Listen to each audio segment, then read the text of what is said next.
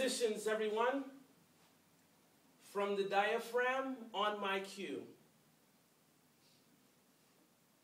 There's an entire choir made out of an orphanage in Uganda where the orphans sing like organs. Fluorescent light shoots out of their voices to the point where their hallelujahs are blinding.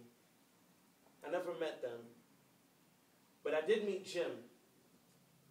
My name is faceless to most, but I answer to Jim. All I know is that I was born in an army base in North Carolina. Mommy and daddy split. Next thing I know, like cargo, I was packaged and shipped to Indiana. A 6-month intention turned into some 18 years. Auntie was basically forced to adopt me. Emotional tug of war for decades. Anger settled at the bottom of my glass heart like pebbles. Silhouettes of suicide seduces my senses, and suddenly, sometimes I find myself competing with not even existing. Thinking that perhaps with casket and cold body, the chances were higher that someone would kiss me, would validate my presence or gifting. But the Lord goes gleaning. He plucked me out of a cornfield in Indiana, uses me as cornbread to feed many. There's a dinner table full of misfits that fit right into God's plan. Can somebody say grace? Man, this is just some of my story. And I did meet Leah. My name is faceless to most, but I answer to Leah.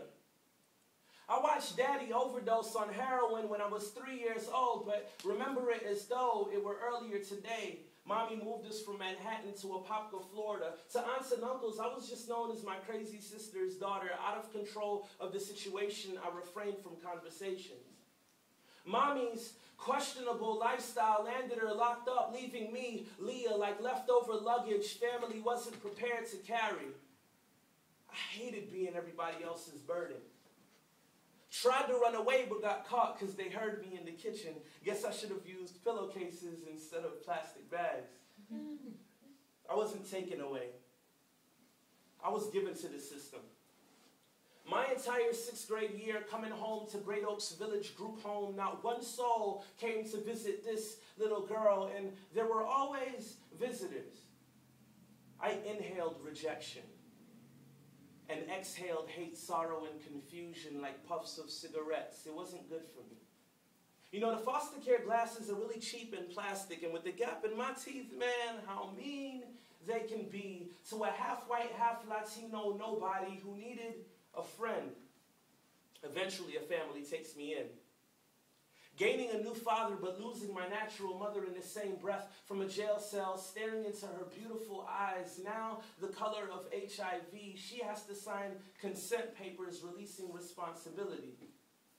I watched her go from healthy to a skeleton in the blink of a lifetime, 12 years young, numb, like Novocaine ran through my veins. From my brain on down, y'all, I'm still healing.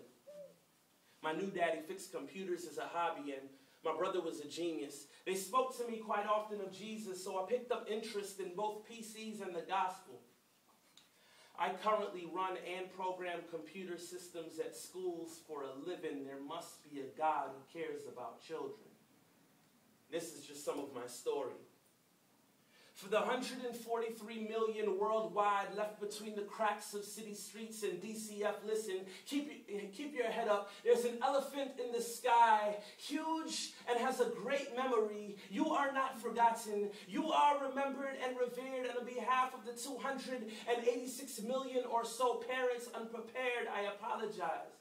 I pray all stone hearts among you are broken by a rushing river of love from a family that never runs dry. In more ways than one, I wish upon you the blessings that come with being adopted.